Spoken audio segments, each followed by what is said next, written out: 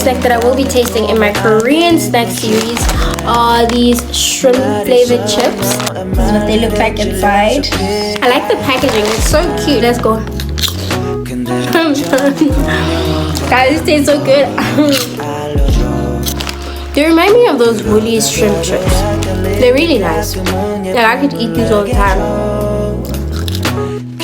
It's a 10 out of 10 for me. It's a 10 out of 10. 30 bucks at Market Kokoro. And you guys can also catch them and buy them online. They're so good.